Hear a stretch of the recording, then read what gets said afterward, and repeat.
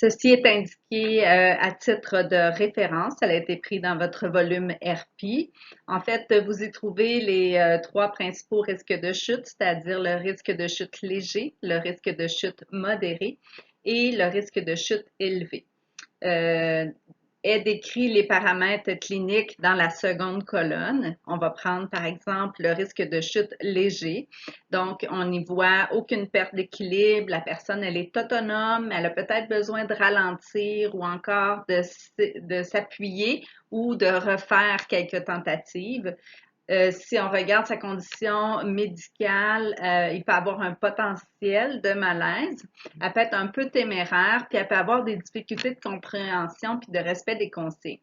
Donc, quand on est dans un risque de chute léger qui correspond à ces paramètres cliniques-là, bien à ce moment-là, au niveau du soutien et du suivi qu'on doit faire, on retrouve par exemple la marche avec un accessoire, celui qui est le plus approprié, surveillance et stimulation, puis évaluation continue du risque de chute.